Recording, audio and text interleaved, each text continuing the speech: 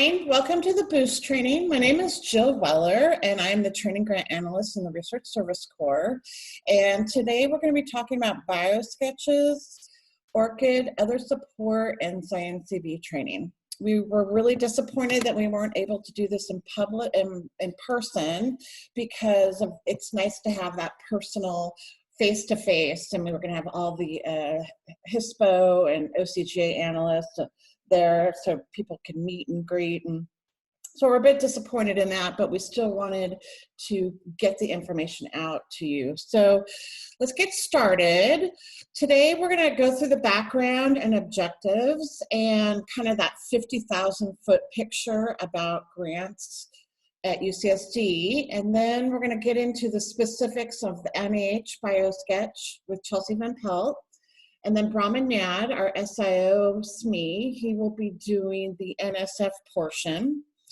And then we have Karen Heskett from the library. She's an amazing resource, and she's going to be going over ORCID and Science CV, which are some components to the NSF BioSketch and the NIH BioSketch. And then we'll again be going back to NIH other support with Chelsea, since she's our expert from Health Sciences, and then back to Brahman with NSF current and pending. And then Erica Wilson, the HISPO director, she will be talking about foreign components today. So today, we know there were some new policies over the past year. ORCID is now being required for some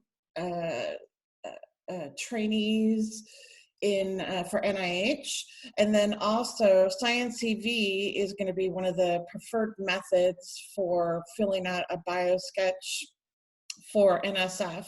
NSF came out with they came out with new requirements, and they're going to be implemented in June, that you have to use one of their NSF approved formats for current pending and the biosketch. So that's why one of the reasons why we want to do the training. And then also last July, NIH released some other support changes. So we'll go over the entire other support for NIH and those changes. And then lastly, we want to promote accuracy and consistency in this entire grants application process.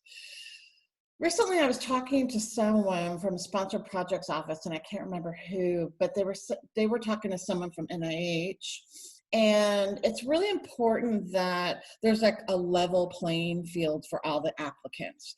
If someone is trying to fit, 6 pages of a biosketch into the 5, and it's crammed and things don't look good, or they're kind of bending the rules, it's not fair to the other applicants. So NIH really wants that fairness across the board for all their applicants. And if you think about it, if you're applying for a job and you turn in your CV and there are a bunch of misspelled words, automatically you start forming an opinion.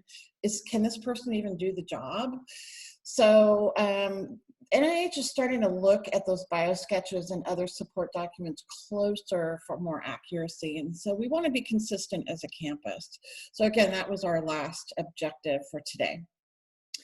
So the background, I'd like to kind of give you the 50,000-foot picture of grants at UCSD, and we do a pretty big book of business here. We did about $1.3 billion in grant funding in fiscal year 2019, and progressively it's been going up every year. And approximate amount of proposals, we submitted a little over 2,700 in health sciences. Academic affairs, your general campus, submitted about 1,700, and then SIO just a little under 500 at 497. The other, which I'm not exactly sure who other is, but we did 14 of those proposals, and then the total is about 5,000 proposals submitted. Now, we didn't get all 5,000, So you can see here, this is a great website. It's on Blink and it's under the OCGA web page. And you can see here in blue what was proposed. In the blue it says millions, but it's actually billions. So you can see here in FY 2015, we submitted about $4 billion in proposals. In FY19, we did about 4.7 billion and proposed. And then you can see here what was awarded. 1.3 billion was actually awarded. And you can see steadily, we keep going up. So it's very encouraging for the campus. If we break it down by each academic affairs area, kind of like we just saw before, your health sciences is your bigger book of business, and then your academic affairs and your SIO.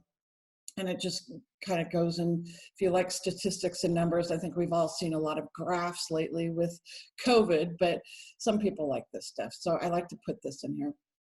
And then breaking it down by agency, I think this is an important thing to understand. So you can see here, Department of Health and Human Services is a little under 500 million, or 38% of our book of business.